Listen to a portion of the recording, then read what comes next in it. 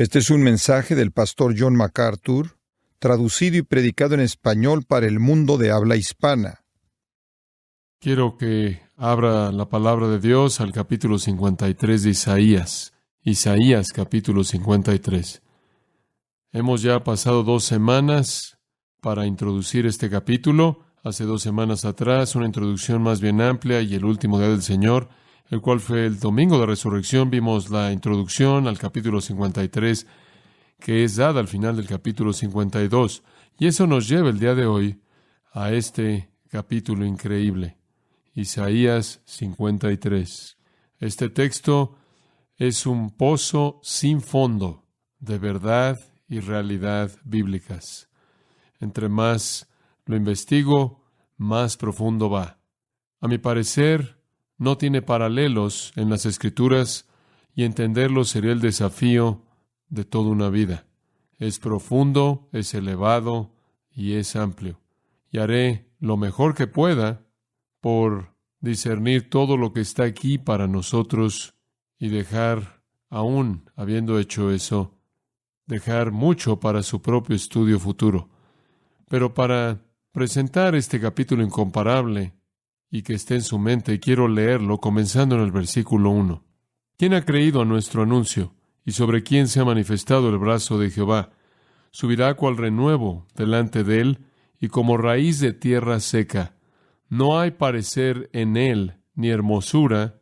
Le veremos más inatractivo para que le deseemos. Despreciado y desechado entre los hombres. Varón de dolores, experimentado en quebranto. Y como que escondimos de él el rostro, fue menospreciado, y no lo estimamos. Ciertamente llevó él nuestras enfermedades, y sufrió nuestros dolores. Y nosotros le tuvimos por azotado, por herido de Dios y abatido. Mas él herido fue por nuestras rebeliones, molido por nuestros pecados. El castigo de nuestra paz fue sobre él, y por su llaga fuimos nosotros curados.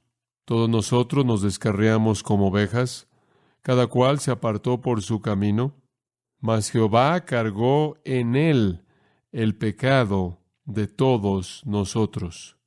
Angustiado él y afligido, no abrió su boca. Como cordero fue llevado al matadero, y como oveja delante de sus trasquiladores, enmudeció y no abrió su boca. Por cárcel y por juicio fue quitado, y su generación, ¿quién la contará? Porque fue cortado de la tierra de los vivientes, y por la rebelión de mi pueblo fue herido.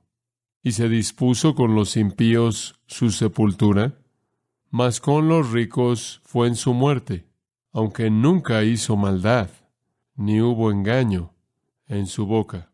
Con todo eso, Jehová quiso quebrantarlo, sujetándole a padecimiento. Cuando haya puesto su vida en expiación por el pecado, verá linaje, vivirá por largos días, y la voluntad de Jehová será en su mano prosperada.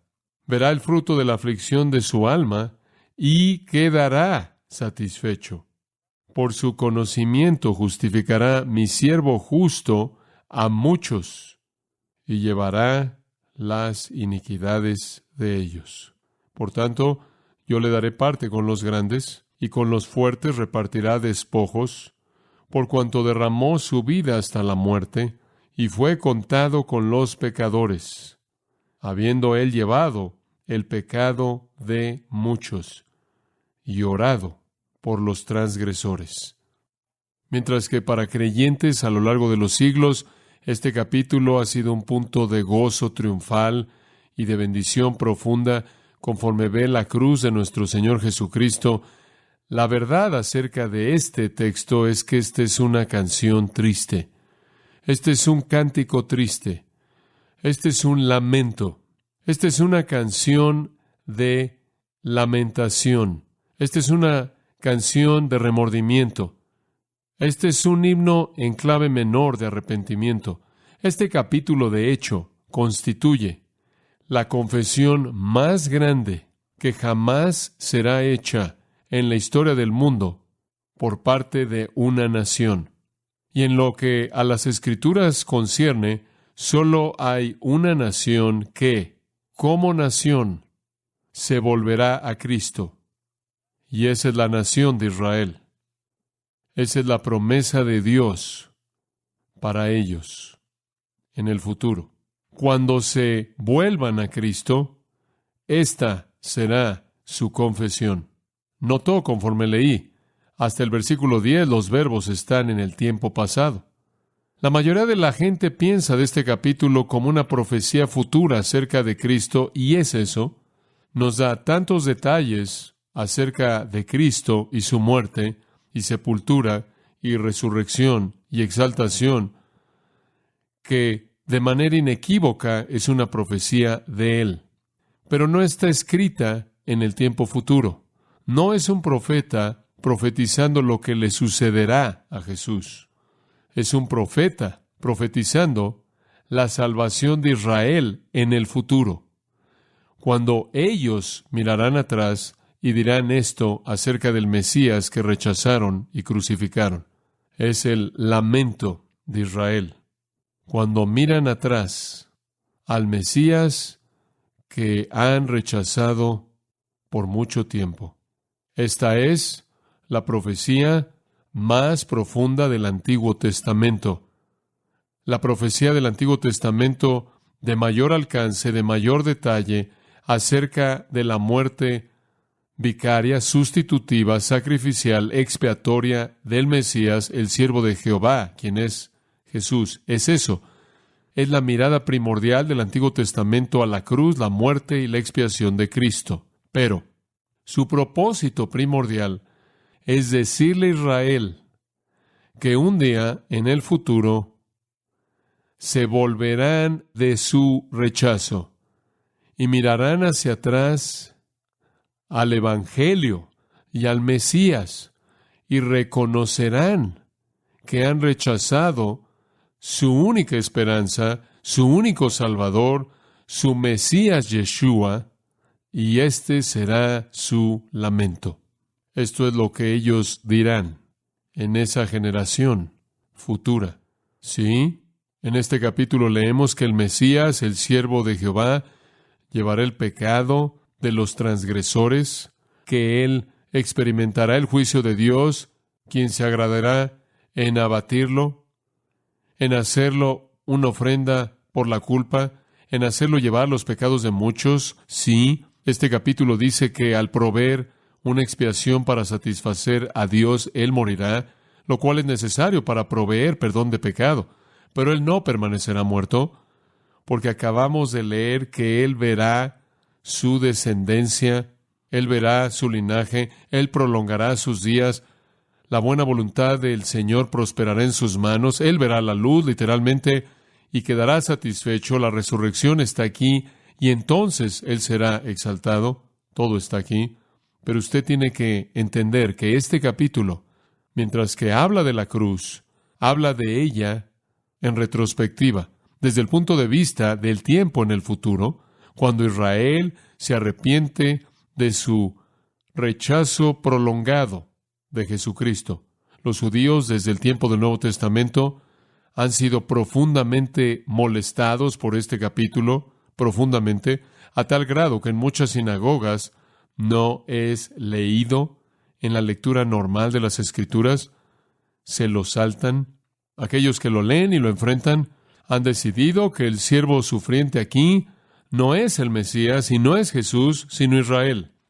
Israel es el justo que sufre.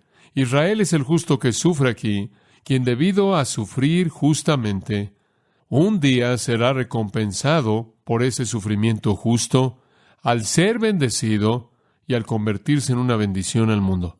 Así es como los rabinos lo ven, y lo hacen porque no quieren que sea Jesús, y tienen que encontrar una explicación del por qué los judíos han sufrido de manera tan brutal por tanto tiempo. Y para asegurarse de que no han sufrido en vano, ven este capítulo como un tributo al sufrimiento justo de Israel, por el cual Dios los recompensará, los glorificará y mediante el cual Dios bendecirá al mundo, lo cual quiere decir que no ven la realidad. Este no es Israel, no puede ser. No son ni un inocente que está sufriendo como el que se describe aquí, ni un voluntario que sufre. Necesitan reconocer que necesitan que uno muera para pagar la paga por sus pecados. No quieren reconocer eso. Quieren un rey y un gobernante. Recuerdan lo que les dije, que los libre de sus enemigos, sus circunstancias y su sufrimiento, pero no de sus pecados. Ellos no son el justo que sufre aquí, que será recompensado por Dios. Eso es parte de un sistema de obras de justicia personal. Lo que necesitan entender es que han atravesado todos estos siglos sufriendo por su injusticia. Han sufrido el juicio de Dios en contra de ellos por el rechazo de Cristo y todavía están sufriendo en la actualidad y continuarán sufriendo el juicio de Dios por el rechazo de Cristo hasta ese día en el futuro cuando ellos, como una nación, se vuelvan a Él. A lo largo de ese periodo de tiempo, cualquier judío puede venir a la fe en Cristo, y muchos han venido, y muchos de ustedes que son judíos han venido a la fe en Cristo, pero a nivel nacional continúan bajo juicio divino, esperando la salvación que vendrá seguida por la bendición del cumplimiento de todas las promesas que Dios le dio a Abraham y a David y a los profetas de la gloria del reino. Esta no es una revelación que honra a Israel por sufrir, que lleva a la bendición. Este es el arrepentimiento de Israel. Este es el lamento de Israel con un corazón quebrantado. Esta es la confesión de Israel por parte de una generación que está aún por venir. En un sentido personal, toda persona judía que viene a Cristo puede orar este mismo lamento. Y en un sentido nacional, todavía está por venir en el futuro. Y vendrá. Como dije, las Escrituras únicamente prometen la salvación de una nación. Individuos de toda nación, lengua, tribu, pueblo, pero únicamente la salvación de una nación. Y esa es Israel. Y en el futuro se arrepentirán y se volverán a Cristo. Entonces, mientras que en un sentido esto mira hacia adelante al acontecimiento de la muerte y resurrección, inclusive exaltación de Cristo, y nos da detalles acerca de esas realidades maravillosas, en el sentido más puro, es una mirada más allá de la cruz, a la conversión de Israel y lo que ellos dirán cuando ellos miren hacia atrás. Hay gente astuta, estudiantes de las Escrituras, teólogos, predicadores, escritores, que no creen en la salvación futura de Israel, no creen que el reino estará en la tierra, no son premilenaristas, y mi juicio es que ellos no pueden interpretar este capítulo, porque esta es la oración de confesión de Israel como nación en el tiempo de su conversión futura. Ahora, simplemente para darle de nuevo el panorama general, y no quiero repetir muchos detalles, pero recuerde ahora, Isaías está viviendo en un tiempo previo a la cautividad babilónica, cuando los judíos son llevados como cautivos por los babilonios paganos.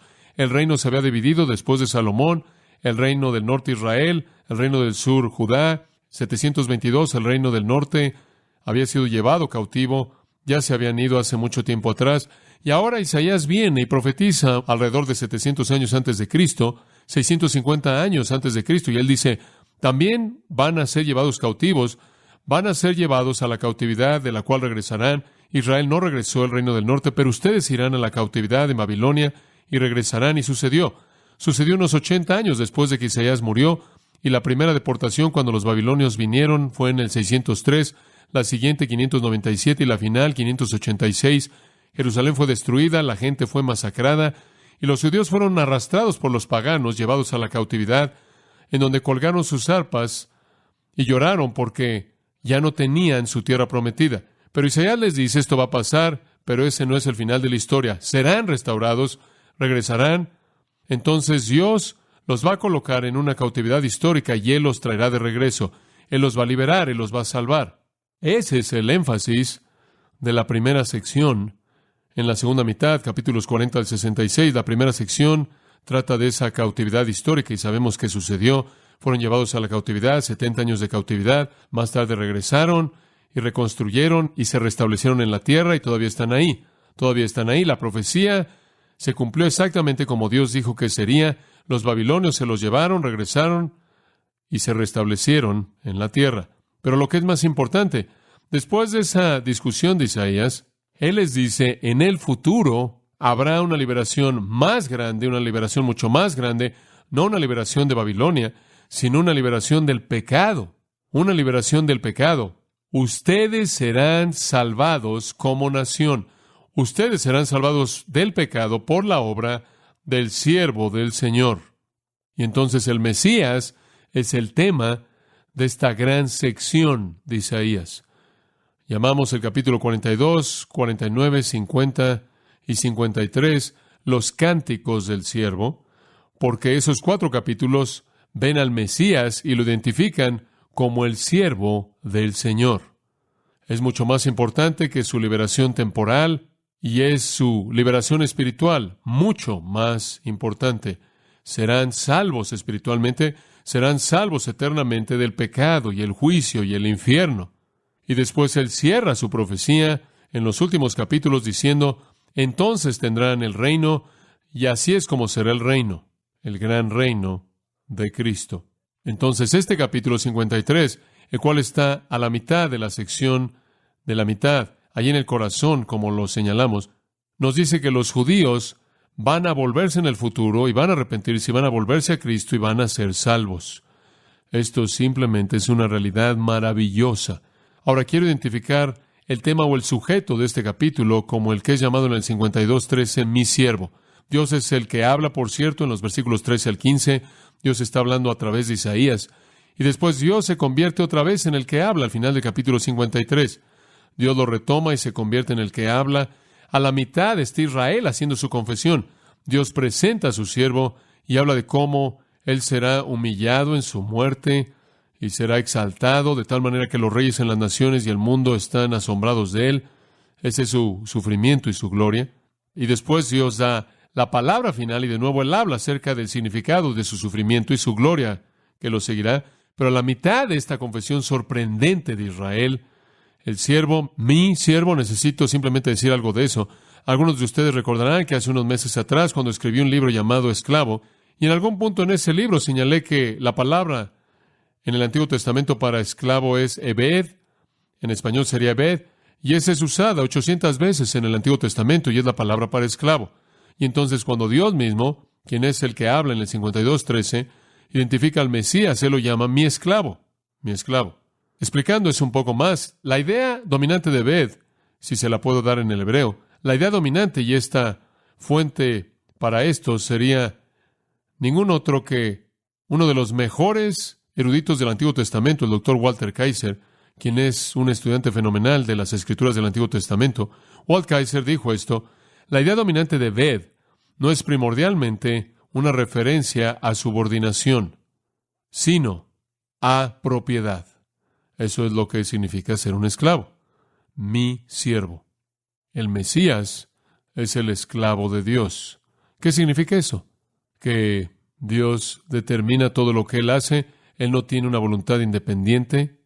Él sirve la voluntad de Dios y el placer de Dios. Y por cierto, si usted cree que esa es una palabra de menosprecio, esclavo, escuche esto. En el Antiguo Testamento los profetas son llamados esclavos de Dios, los reyes son llamados esclavos de Dios, y simplemente como ejemplo, Moisés es llamado el esclavo de Dios 17 veces, lo cual quiere decir que personas muy distinguidas tienen ese tipo de relación con Dios, inclusive el Mesías, quien a partir de Filipenses 2, recuerde, no consideró el ser igual a Dios como cosa que aferrarse, sino que se humilló a sí mismo y tomó forma de siervo, la palabra griega doulos. Entonces el Mesías hace la voluntad del Padre y solo la voluntad del Padre. Este es el testimonio de Jesús.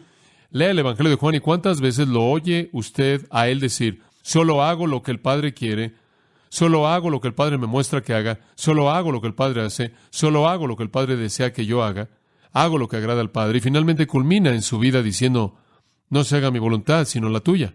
Esas son palabras de un esclavo. El Mesías entonces es identificado como el que es esta posesión de Dios. Como consecuencia, el pronombre es mi siervo, el que es mío. Este es el Mesías. Entonces, el siervo de Jehová es la persona de quien se habla por parte de la generación futura de judíos conforme se lamentan.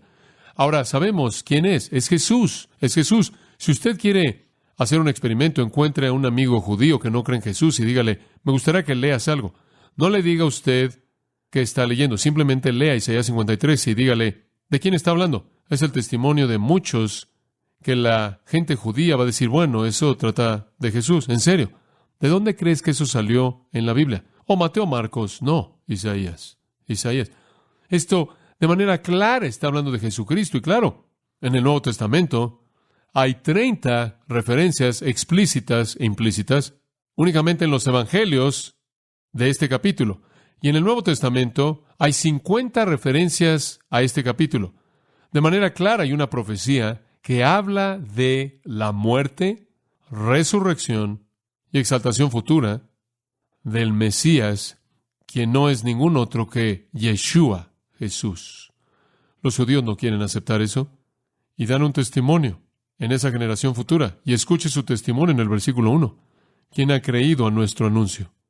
¿Y sobre quién se ha manifestado el brazo de Jehová? Este gran clamor penitente, esta confesión que emana de un corazón quebrantado por parte de una generación futura de judíos y cualquier judío como individuo que viene a Cristo en cualquier punto en el tiempo, cualquier judío siendo salvo, incluido en la iglesia, tiene que hacer esta confesión que hasta ese punto estaban mal acerca de Jesús. Pero cuando miran hacia atrás, lo primero que van a decir es, no lo creímos, no lo entendimos. La revelación con respecto a Jesús ha sido enfrentada con incredulidad. Pero en un día futuro, todo eso cambiará. Todo eso cambiará. ¿Cuándo va a ser ese día futuro? Bueno, le puedo decir lo que la Biblia dice acerca de eso. Pase a Zacarías 12. Zacarías, capítulo 12. Zacarías viene 500 años antes de Cristo y quizás alrededor de 150 después de Isaías. Se han ido a la cautividad babilónica, han regresado, han reconstruido, se han restablecido en la tierra y Dios levanta a este profeta llamado Zacarías y él mira ese acontecimiento futuro. Capítulo 12, versículo 1, profecía de la palabra de Jehová acerca de Israel. Esta va a ser una profecía acerca del futuro de Israel. Y esto viene de una buena fuente. Jehová, que extiende los cielos y funda la tierra y forma el espíritu del hombre dentro de él, ha dicho. Muy bien, entonces sabemos que esto no vino de ninguna fuente humana. Muy bien, esta es la palabra del Dios creador. He aquí yo pongo a Jerusalén por copa, que hará temblar a todos los pueblos de alrededor contra Judá, en el sitio contra Jerusalén. Y después en el versículo 3, en aquel día yo pondré a Jerusalén por piedra pesada a todos los pueblos. Todos los que se la cargaren serán despedazados. Usted toca a Jerusalén y le va a afectar. Usted va a ser herido y va a terminar tambaleándose como un borracho si toca a Jerusalén. ¿De qué está hablando? Al final del versículo 2, un sitio contra Jerusalén y Judá. Judá siendo el campo, Jerusalén siendo la ciudad primordial. ¿Y de dónde viene este sitio? Al final del versículo 3, todas las ciudades de la tierra se juntarán contra ella. Hombre, el mundo entero va a atacar a Israel. ¿Se oye eso como algo muy remoto, muy posible? Y cuando comienzan a atacar, el Señor va a proteger a los suyos. De hecho, versículo 6, pondrá a los capitanes de Judá como brasero de fuego. Estas son las personas que están ahí indefensas en el campo y como antorcha ardiendo entre gavillas. Y consumirá a diestra y a siniestra todos los pueblos alrededor, y Jerusalén será otra vez habitada en su lugar, en Jerusalén. Entonces, cuando los enemigos comienzan a venir, van a venir por el campo en primer lugar, y conforme vienen por el campo, Dios va a quemarlos camino a Jerusalén. Y después, versículo 8, en aquel día Jehová defenderá al morador de Jerusalén. Y después en el versículo 9, yo procuraré destruir a todas las naciones que vinieren contra Jerusalén. ¿Están oyendo eso, naciones? ¿Quieren apuntar sus armas nucleares contra Israel? ¿Quieren apuntar sus misiles contra Jerusalén? El tiempo está por venir cuando el mundo va a congregarse contra Israel. Un movimiento islámico masivo por toda Europa, rodeando Israel al este, al norte, al sur. Es una amenaza que va más allá de la comprensión. Si usted está en un avión y vuela del mar Mediterráneo y cruza Israel, usted tiene que dar la vuelta en 2 minutos. De lo contrario, va a estar en la frontera oriental de Israel. Así de pequeño es el país. Están bajo sitio por parte del mundo. El antisionismo está por todos lados, inclusive por toda Europa. La gente no quiere ser antisemita porque no es algo que se acepta a nivel político. Eso es ser antijudío. Están dispuestos a ser antisión en contra del Estado de Israel. El mundo maligno está enfocándose en contra de Israel. Entonces, cuando eso llega a su culminación, ¿quién sabe cómo va a comenzar eso? Quizás Israel, como previsión, manda un arma nuclear a Irán. Quizás Irán manda un arma nuclear a Israel. ¿Quién sabe cómo será el escenario? Pero cuando esas naciones vengan contra Israel, versículo 10 dice que ese es el momento. Cuando derramaré sobre la casa de David y sobre los moradores de Jerusalén. Esas son expresiones designando a Israel. Espíritu de gracia y de oración. En esas horas o días, lo que sea, unas cuantas semanas, lo que sea, derramaré mi espíritu, el espíritu de gracia y de oración, y mirarán a mí, a quien traspasaron. Y ahí Dios dice que mirarán a mí, porque yo fui encarnado en Cristo. Lo traspasaron, lo perforaron. Inclusive Él dice, mirarán a aquel a quien traspasaron. Llorarán amargamente por Él, como el lloro amargo de un unigénito. Versículo 11. En aquel día habrá gran llanto en Jerusalén. La tierra llorará. Versículo 12. Familias, esposas, maridos, todos juntos y solos, todos llorando y lamentándose bajo sitio y viendo a Dios defendiéndolos inicialmente. Y en aquel día, capítulo 13, habrá un manantial abierto para la casa de David y para los habitantes de Jerusalén, para la purificación del pecado y de la inmundicia, una fuente para limpiarlos. Esa es su salvación. ¿Cuándo va a suceder eso? En el último día, cuando Israel esté bajo un sitio masivo por parte de las naciones, en esa hora serán indefensos, no tendrán a dónde acudir, su única esperanza estará en Dios, y en gracia soberana el Espíritu vendrá, el Espíritu de gracia que oye la súplica, y Él convertirá sus corazones para que miren hacia atrás en la historia, y mirarán hacia atrás al que traspasaron, y las palabras de su confesión serán las palabras de Isaías 53. Lloro amargo, como uno que llora, como un unigénito, llorando por ese único Hijo de Dios, el Mesías. ¿Será la nación entera? ¿Será todo judío? No. Si usted va al versículo 8, capítulo 13, leemos: y acontecerá en toda la tierra, dice Jehová, que las 2/3 partes serán cortadas en ella y se perderán. Cuando las naciones vengan, 2/3 partes morirán. 2/3 partes quedarán en incredulidad, mas la tercera quedará en ella. Y meteré en el fuego a la tercera parte, y los fundiré como se funde la plata, y los probaré como se prueba el oro. Él invocará mi nombre, yo le oiré, y diré, pueblo mío, y él dirá, Jehová es mi Dios. Esa es la salvación de Israel. Y esa salvación viene porque mirarán hacia atrás al que traspasaron. Traspasaron o perforaron sus pies, traspasaron sus manos, traspasaron su costado. Comenzarán a volverse a Dios en desesperación, en medio de los horrores de ese ataque global.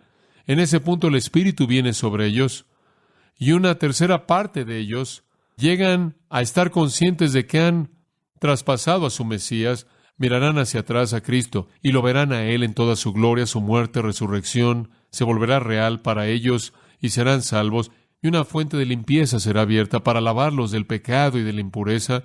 1/3 de ellos serán protegidos en ese gran Armagedón, y serán las ovejas que entran al reino, de lo cual nuestro Señor habló. Él entonces establecerá el reino, capítulo 14. Y aquí el día de Jehová viene, y en medio de ti serán repartidos tus despojos. Porque yo reuniré a todas las naciones para combatir contra Jerusalén. Esta es la batalla de Armagedón, cuando Él destruye a todos los impíos. Versículo 3, después saldrá Jehová y peleará con aquellas naciones como peleó en el día de la batalla. Él coloca sus pies en el monte de los olivos, parte el monte de los olivos por la mitad, y va al este y al oeste, y lo parte en medio mediante un gran valle, y establece su reino. En ese día no hay luz, las luminarias se apagarán. Recuerden el libro de Apocalipsis, el sol se apaga. El libro de Joel dice lo mismo, la luna se apaga, las estrellas se apagan, y Jesús aparece en gloria refulgente en el cielo. Y eso es descrito por nuestro Señor en Mateo 24-25 también, un día único, conocido únicamente por el Señor, ni día ni noche. Sucederá, el Señor solo sabe cuándo. Ningún hombre conoce el día ni la hora, ¿verdad? Versículo 9 lo resume. Y Jehová será rey sobre toda la tierra. En aquel día Jehová será uno, y uno su nombre. Ese es el reino milenario, y Él reina y gobierna de manera suprema. Ezequiel vio lo mismo. Pase por tan solo un momento, no tenemos tiempo de considerar todos los detalles, pero pase a Ezequiel 38. El profeta Ezequiel En el capítulo 38, recibe una palabra del Señor, y si usted tiene una Biblia de estudio MacArthur, usted puede leer todas las notas, identificar todos estos lugares. Pero hay una coalición de naciones del Medio Oriente que vienen en contra de Israel. Esta es la misma escena. Y si usted estudia un poco el trasfondo, va a descubrir que estos son lugares como Irán, Egipto, Libia, Etiopía, territorios antiguos de Armenia, Turquía Oriental y Occidental. Todas estas naciones se unen. Este es el Medio Oriente uniéndose contra Israel. Vienen como una tormenta, versículo 9.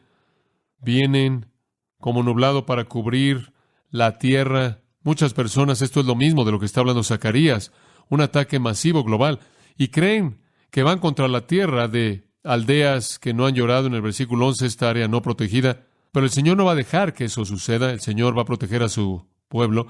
Me gustaría que pudiéramos verlo a detalle, pero quizás no lo haremos porque no tenemos mucho tiempo. Si usted va al capítulo 39, digamos, versículo 29, eso es lo más que nos podemos acercar para cubrir el territorio.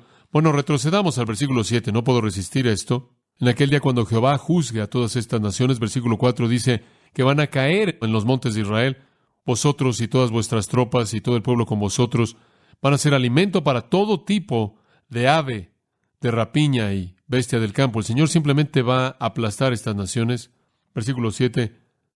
Y haré notorio mi santo nombre en medio de mi pueblo Israel. Esa es su salvación una vez más, como lo pueden ver. Y haré notorio mi santo nombre en medio de mi pueblo Israel. Y nunca más dejaré profanar mi santo nombre. Y sabrán las naciones que yo soy Jehová, el Santo en Israel. He aquí viene y se cumplirá. Esto es lo que va a pasar. Versículo 21. Y pondré mi gloria entre las naciones, y todas las naciones verán mi juicio que habré hecho en mi mano que sobre ellos puse. Y me encanta esto, versículo 22. Y de aquel día en adelante sabrá la casa de Israel que yo soy Jehová, su Dios.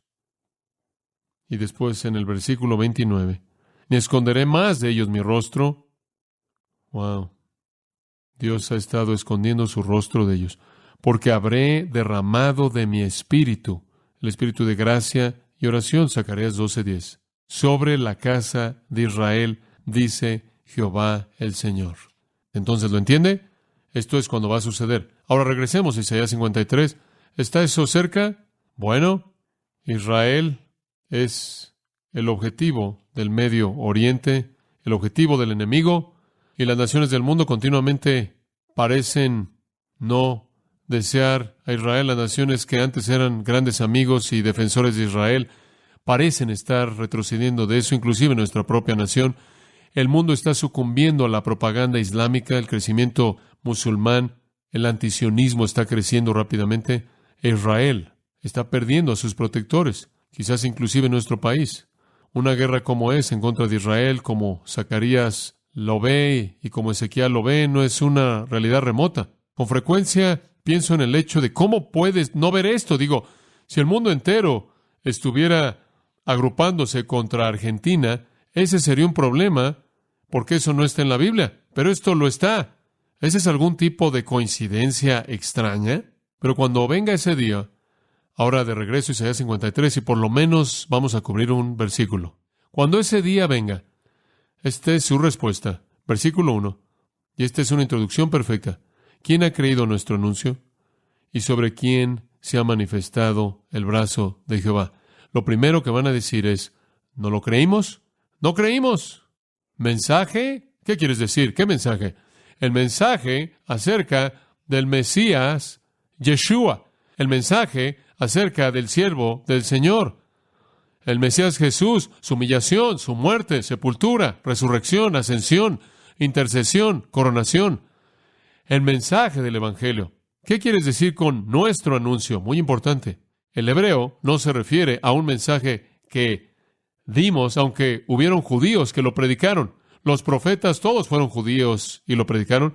Juan el Bautista fue un judío que identificó a Jesús. Jesús es judío. Todos los apóstoles son judíos. Todos los escritores de los evangelios son judíos. Todos los escritores del Nuevo Testamento son judíos. Entonces, en un sentido, este es un mensaje dado por personas judías a personas judías. Pero esa no es la intención de la palabra aquí, porque la palabra nuestro no se refiere a lo que dimos, sino a lo que se nos fue dado. Es un participio pasivo con referencia al mensaje. Literalmente es esto: ¿quién ha creído el mensaje o el anuncio que fue oído por nosotros? Ese es el significado de este término. El lenguaje se está refiriendo a lo que nosotros oímos. Y es un reconocimiento de que lo oímos, pero no lo creímos. El mensaje es visto no desde la perspectiva del que lo da, sino desde la perspectiva de los que lo oyen. El mensaje de Mesías Jesús que oímos con respecto a su sufrimiento y gloria. Ahora escuche, virtualmente todo judío en el mundo, desde el Nuevo Testamento, ha oído el mensaje de Jesús para que él lo pueda rechazar, ¿verdad? Digo, los religiosos judíos han estado muy ocupados desacreditando el mensaje de Jesús y hablando del mensaje de manera equivocada, por adelantado para que pueda ser desacreditado. No habría otro grupo de personas, probablemente, ningún otro grupo étnico de personas que han estado tan expuestos al Evangelio como los judíos. Virtualmente todo judío conoce la historia judía. Ellos conocen el Antiguo Testamento y los profetas, y ellos conocen la historia del Nuevo Testamento con respecto a Jesús. Tienen una perspectiva de Él. Les voy a contar de esto la próxima semana. Tienen una perspectiva de quién es Jesús y no es buena, no es amable. Entonces, cuando el remanente futuro mira hacia atrás, van a decir: ¿quién ha creído el mensaje que oímos? Porque ellos lo oyeron. El apóstol Pablo entiende el significado de esa confesión, porque en Romanos capítulo 10, él hace referencia a eso. Romanos 10, versículo 11, Pablo escribe: la Escritura dice, todo aquel que en él creyere no será avergonzado, porque no hay distinción entre judío y griego. El mismo Señor es Señor de todos, abundando en riquezas para todos los que le invocan, porque todo aquel que invocar el nombre del Señor será salvo. Después él dice: ¿cómo invocarán en aquel en quien no han creído? ¿Cómo creerán en aquel de quien no han oído? ¿Y cómo oirán sin haber quien les predique? ¿Y cómo predicarán a menos de que fueran enviados? Entonces tenemos un problema. La gente no puede creer a menos de que oiga. Ellos no pueden oír a menos de que alguien vaya. No van a menos de que sean enviados. Eso, de manera general, es cierto. No obstante, en referencia a los judíos, versículo 16, ellos no creyeron las buenas noticias, porque Isaías dice: Señor, ¿quién ha creído a nuestro anuncio? Después él dice: la fe viene por el oír, y el oír por la palabra de Cristo, pero no creyeron. Pablo literalmente dice: los judíos no creyeron exactamente como Isaías dijo. No han creído a lo largo de los siglos, o un remanente claro. Isaías 6:10, siempre habrá una décima parte, una simiente santa, un remanente. Y después en el versículo 21 de Romanos 10, él dice, Dios habla en este versículo, en el versículo 21, sus propias palabras, Isaías 65:2, todo el día he estirado mis manos a un pueblo obstinado desobediente. ¿Lo saben? ¿No lo creen? Entonces la confesión de apertura es esta afirmación sorprendente. Lo oímos, lo hemos oído y lo hemos oído, pero no lo hemos creído. No lo hemos creído. Y para que esto quede claro, para enfatizarlo, hay una segunda pregunta. ¿Y sobre quién se ha manifestado el brazo de Jehová? El brazo de Jehová es simplemente un símbolo de poder divino, literalmente el antebrazo, pero un símbolo de poder divino. Isaías 51:9, Isaías 52:10 habla del brazo del Señor como un símbolo de poder. En un sentido muy real, el Mesías es el brazo del Señor. En otro sentido, el Evangelio es el brazo del Señor, porque el Evangelio, Romanos 1:16, es poder de Dios para salvación. Entonces, es otra manera de decir, Dios descubrió su brazo. Él sacó su brazo de su atuendo y nos mostró su brazo, nos mostró su fortaleza, nos mostró su poder para salvar, y no lo entendimos. No lo entendimos. El Evangelio es el poder de Dios para salvación, para todo aquel que cree, al judío primeramente y también al griego. Esto es Juan 1:11. A los suyos vino, y los suyos, ¿qué? No le recibieron. ¿Por qué no creyeron? Hay una razón teológica por la que no creyeron. La razón teológica por la que no creyeron nos lleva de regreso a Romanos 10. Y la respuesta es porque no necesitaban un sacrificio. No creyeron que Jesús fue el Mesías porque Él estuvo muerto, fue crucificado. No necesitaron un sacrificio. ¿Qué queremos decir con eso? Romanos 10, Pablo dice, Estaban buscando establecer su propia justicia.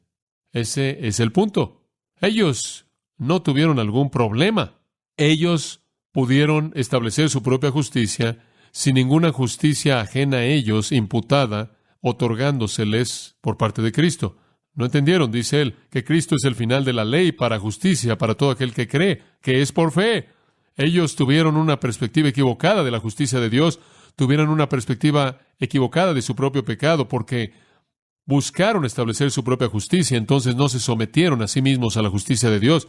Y siempre lo digo de esta manera, pensaron que Dios era menos justo de lo que Él era, que ellos eran más justos de lo que ellos eran, y entonces vinieron a Dios en los términos de ellos. Rechazaron a Jesucristo porque ellos, de nuevo, estaban esperando un rey y un gobernante que los librara de sus enemigos, sus circunstancias y su sufrimiento, no de su pecado. Ellos pensaban que eran buenos por sí mismos. Esa es la razón por la que cuando Jesús vino, el remanente que fue salvo durante su ministerio era la escoria.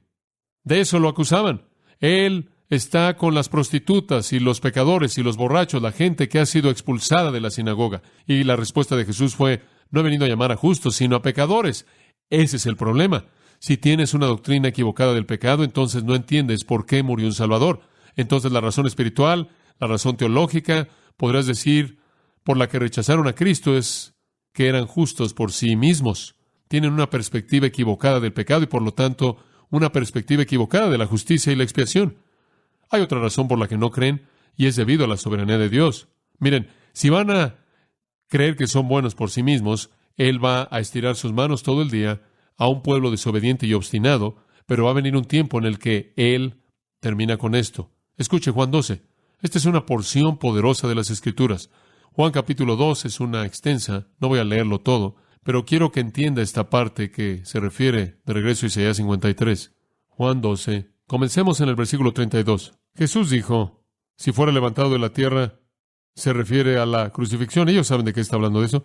A todos atraeré a mí mismo. Y decía esto dando a entender de qué muerte iba a morir. Él está diciendo, voy a la cruz. Voy a ser crucificado. Le respondió la gente, versículo 34, nosotros hemos oído de la ley que el Cristo permanece para siempre. ¿Cómo que tú eres el Mesías y vas a morir? No. El Mesías va a permanecer para siempre. Quizás va a ser como Enoc, como Elías, y nunca morirá. ¿Cómo, pues, dices tú que es necesario que el Hijo del Hombre sea levantado? ¿Quién es este Hijo del Hombre? Entonces Jesús les dijo, aún por un poco está la luz entre vosotros, andad entre tanto que tenéis la luz, para que no os sorprendan las tinieblas, porque el que anda en tinieblas no sabe dónde va. Entre tanto que tenéis la luz, creed en la luz, para que seáis hijos de la luz. En otras palabras, más vale que crean. Él dice, más vale que crean, les he dado la verdad, más vale que crean. Estas cosas habló Jesús y se fue y se ocultó de ellos. ¡Wow! Versículo 37. Pero a pesar de que había hecho tantas señales delante de ellos, no creían en él. Para que se cumpliese la palabra del profeta Isaías, que dijo, Señor, ¿quién ha creído a nuestro anuncio y a quién se ha revelado el brazo del Señor? Después esto.